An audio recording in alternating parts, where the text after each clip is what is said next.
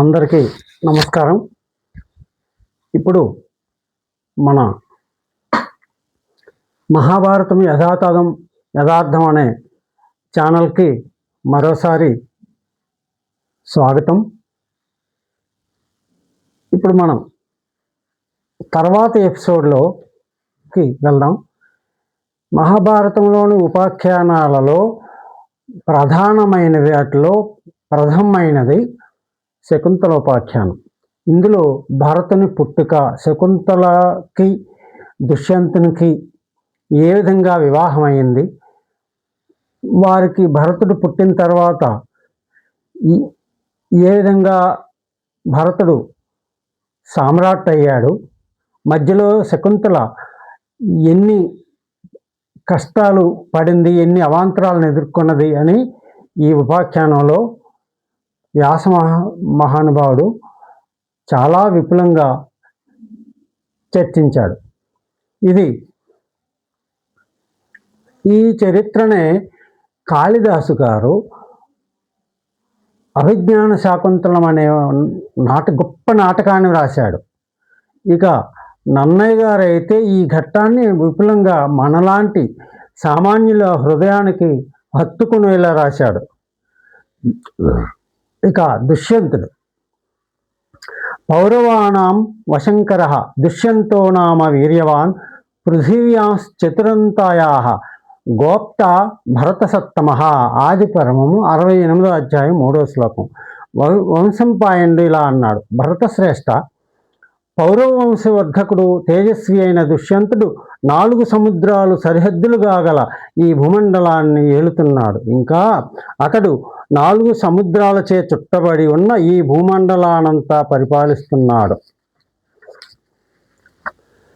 యుద్ధాలలో విజయం పొందినవాడు.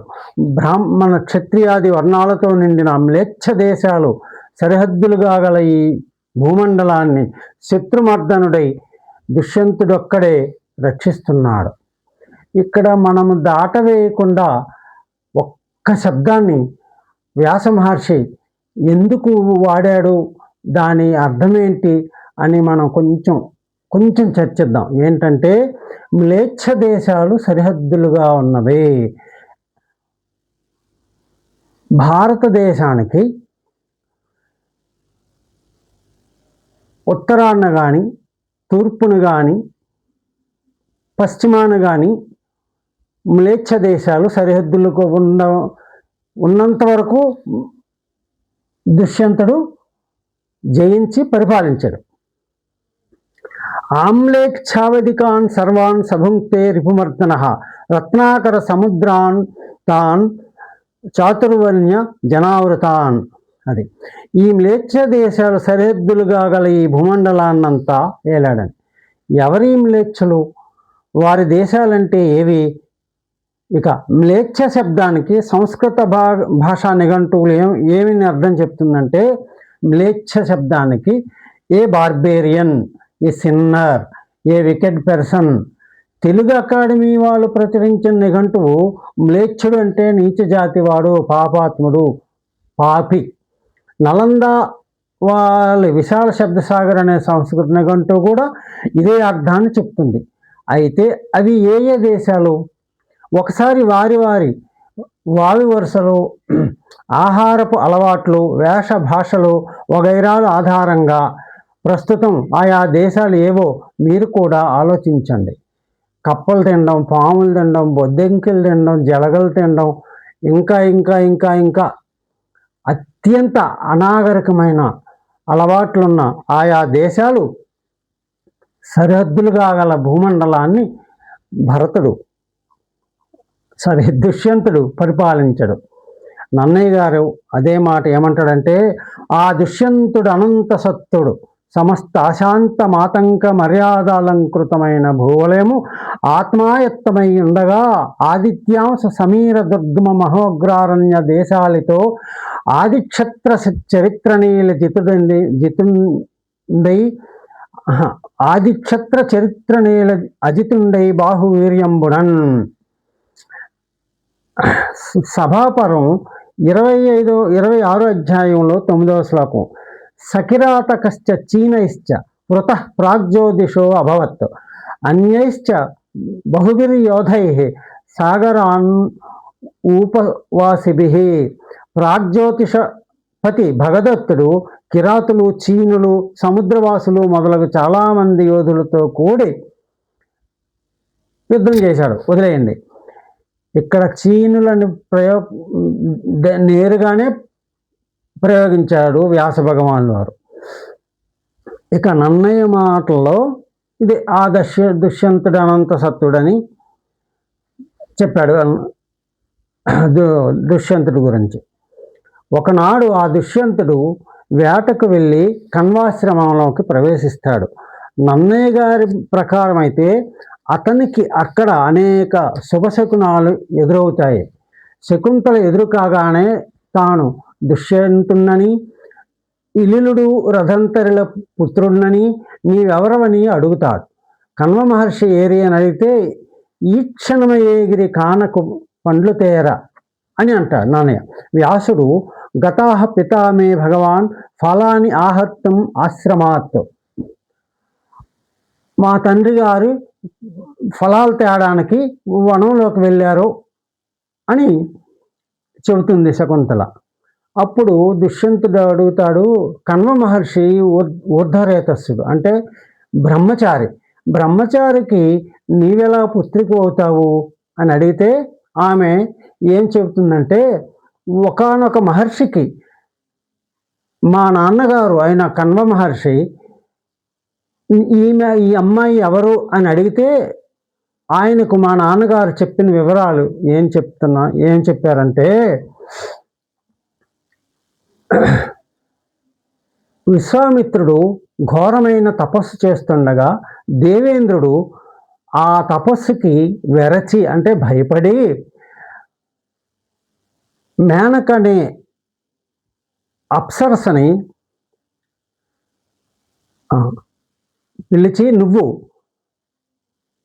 భూలోకానికి వెళ్ళి విశ్వామిత్రుడి తపస్సుని భగ్నం చేయు అంటే ఆమె కొంచెం భయపడుతుంది. భయపడి, స్వామి నేను వెళ్తాను, కానీ ఆయన కోపిస్తే నేను భస్మైపోతాను, నాకు తోడుగా వాయుదేవుడిని మన్మధుడిని సహాయంగా పంపు, నేను వెళ్తాను, నా ప్రయత్నం నేను చేస్తాను అని చెబుతుంది. చెప్పి వచ్చి విశ్వామిత్ర స్వామికి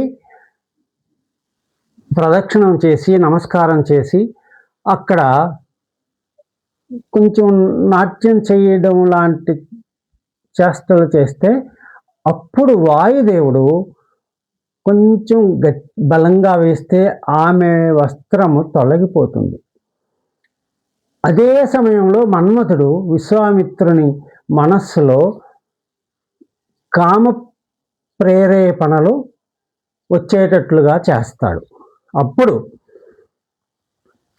ఆ విశ్వామిత్రుడు మేనకని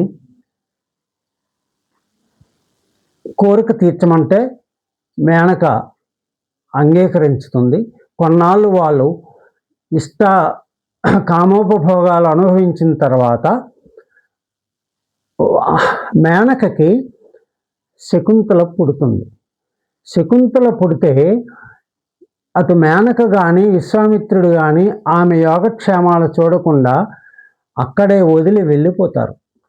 అయితే మేనకకు తెలియకపోవచ్చు, కానీ విశ్వామిత్రుడుకి ఈమె ముందు ఏమవుతుంది, ఈమె భవిష్యత్తు అంతా అతనికి తెలుస్తుంది, దివ్య దృష్టితో చూసి తెలుసుకుంటాడు. అయితే ఆ మాట చెప్పలేదండి, కాబట్టి అలాగా దయావిహీనమతి అయి వెళ్ళిపోవడం అయితే జరగదు. అప్పుడు ఆ ఆడ శిశువుని శకుంత పక్షులు సాకుతాయి, కొంచెం రక్షిస్తాయి. అలాంటి సందర్భంలో కణ్వ మహర్షి ఆ దారిని వస్తాడు. ఈ పక్షులన్నీ కణ్వ మహర్షి పాదాల మీద పడి, ప్రభు ఈ ఆడ శిశువుని మేము చూస్తున్నాము, మీరు ఈ శిశువుని సాకండి, పెంచండి అని చెబుతాయి. అప్పుడు కణ్వ మహర్షి దివ్య దృష్టితో అంతా చూసి ఓ అలాగే అని ఆ బిడ్డని తీసుకొని వెళ్ళి పెంచుతాడు. అది ఆ బిడ్డ ఇది నా జన్మ వృత్తాంతము అని చెబుతుంది. అప్పుడు దుష్యంతుడు అంటాడు, నీవు నిజంగా బ్రాహ్మణ కన్యవే అయ్యుంటే నా మనసు నీ పట్ల చెలించదు. నా మనసు చెలించింది అంటే బ్రాహ్మణ కన్యవు కాదు, క్షత్రియ కన్యవైనా అయి ఉండాలి అని చెబుతూ, ఇప్పుడు నువ్వు నన్ను వివాహం చేసుకో అంటే, మరి మా తండ్రి గారు లేరు, నేను అస్వతంత్రురాలని, నేను ఎలా వివాహం చేసుకుంటాను అంటే, అలా గాంధర్వ వివాహానికి ఒప్పిస్తాడు. ఒప్పిస్తే ఆమె షరతు పెడతాది. ఏంటంటే, మన ఇద్దరికి పుట్టిన కుమారుడే నీ అనంతరం సార్వభౌమాధికారానికి వారసుడు అవ్వాలి. అలా అంగీకారం అయితే ఓకే అని అలాగే అని అంగీకరిస్తుంది. అలా కొన్నాళ్ళు వాళ్ళు గడిపిన తర్వాత నువ్వు మీ నాన్నగారు వచ్చిన తర్వాత రాజధానికి వచ్చి అంతఃపురంకి వచ్చి నిన్ను నేను మహారాణిగా చేస్తాను, నీ కొడుకు పుడితే అతన్ని యువరాజుగా చేస్తాను అని చెప్పి వెళ్ళిపోతాడు. శకుంతల అంటది, శరీరకృత్ ప్రాణదాత యస్య చ అన్నాని భుంజతే క్రమేణేతై త్రయోపి ఉక్తాః పితరో ధర్మశాసనే. శరీరాన్ని ఇచ్చినవాడు, ప్రాణదాత, అన్నం పెట్టినవాడు, క్రమంగా ఈ ముగ్గురు తండ్రులని ధర్మశాస్త్రంలో చెప్పబడుతుంది. కాబట్టి ఆయన పుత్రికను నేను, నాకు స్వతంత్రత లేదు అని చెబుతుంది అనుకోండి. అలా ఆయన వెళ్ళిపోయిన తర్వాత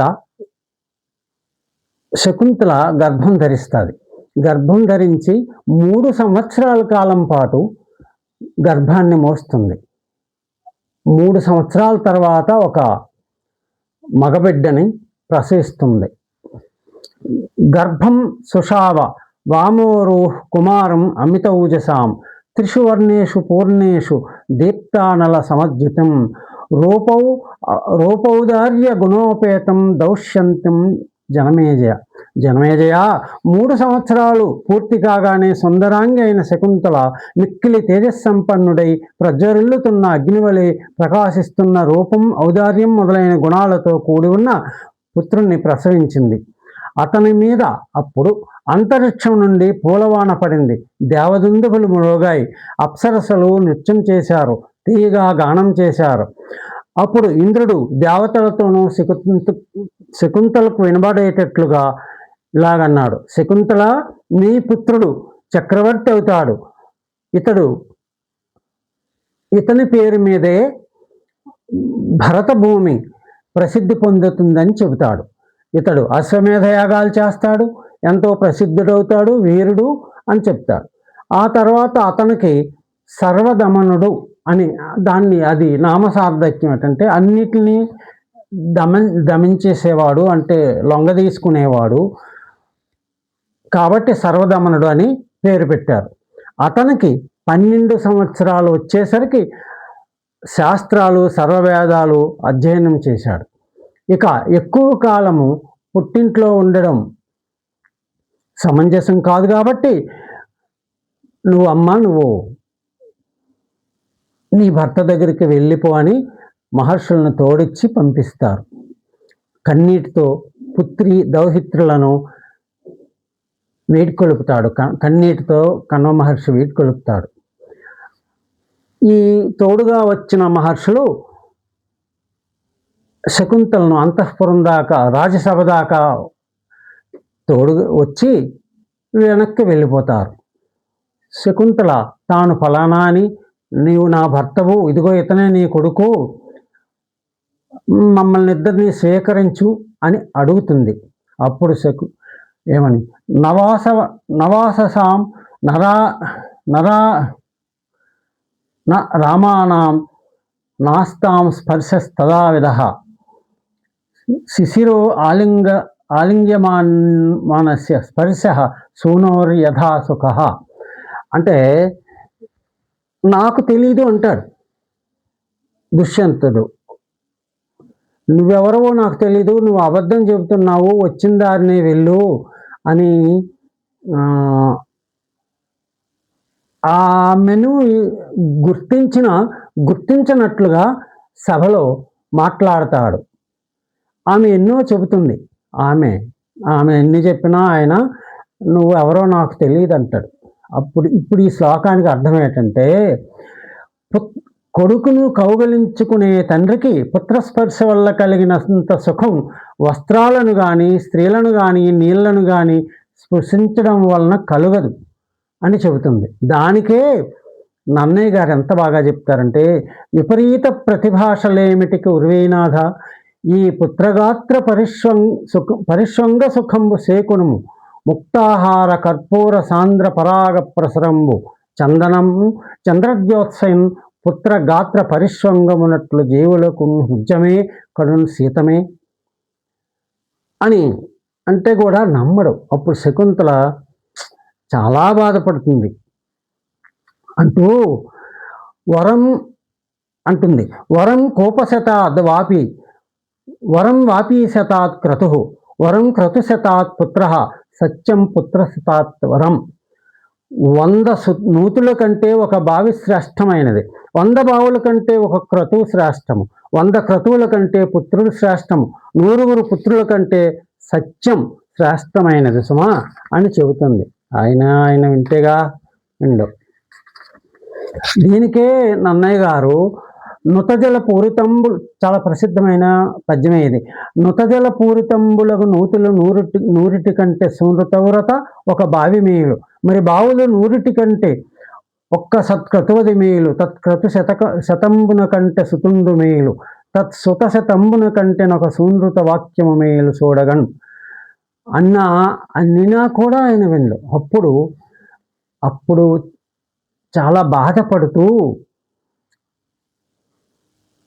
ఇప్పుడు నేను పుట్టగానే తల్లి తండ్రి నన్ను అడవిలో వదిలేసి వెళ్ళిపోయారు, ఈవేళ కొడుకుని నన్ను భర్త నాకు సంబంధం లేదు పొమ్మంటున్నాడు, నాకు ఇప్పుడు ఎవరు సహాయం చేస్తారు, చేస్తే ఆ దేవుడే చెయ్యాలి అని వెళ్ళిపోబోతుండగా అప్పుడు ఆకాశవాణి చెప్తుంది, అబ్బాయి ఈయన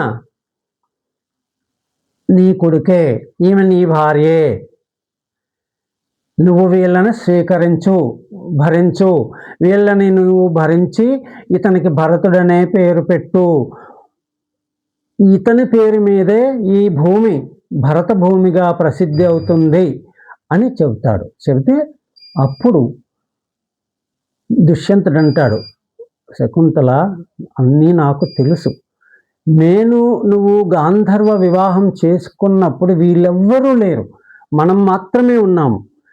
ఇప్పుడు నువ్వు వచ్చిన వెంటనే నేను స్వీకరిస్తే లోక నింద పాలవుతాను నేను, వీళ్ళందరూ ఈ రాజుగారు స్త్రీలోలుడైపోయాడు అని నన్ను నిందిస్తారు, కాబట్టి అలా అనవలసి వచ్చింది అని అంటాడు.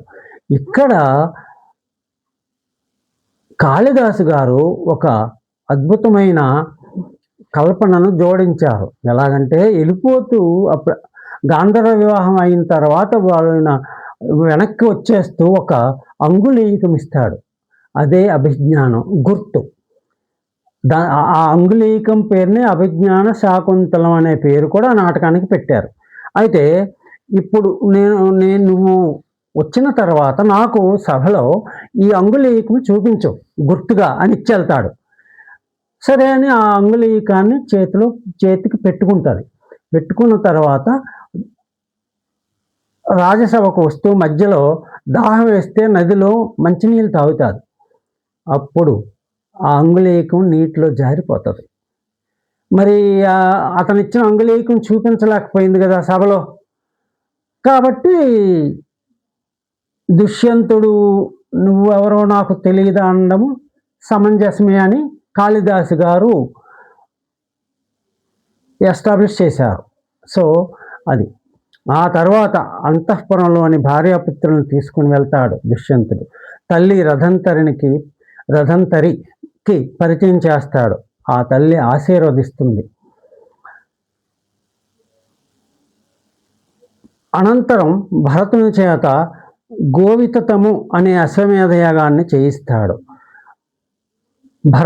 భారతీ కీర్తి ఏన ఇదం భారతం కులం అపరే చ పూర్వే వై భారత ఇది విశ్రుతా. మీ కులమంతా ఇతని తర్వాత పుట్టిన వాళ్ళు, ఇంతకంటే ముందు పుట్టిన వాళ్ళు భరత కుల వంశస్థులుగా పేరు పొందుతారు. ఈ భూమి కూడా భరతుని వల్ల ఈ భూమి భారతిగా ప్రసిద్ధి పొందింది. అందువల్ల ఈ వంశం భారత వంశం అయ్యింది. ఈ వంశంలో ఇంతకు ముందున్నవారు, ఇప్పుడున్నవారు, ఇతరులు కూడా భరత వంశంలోని వారుగా ప్రసిద్ధులవుతారు.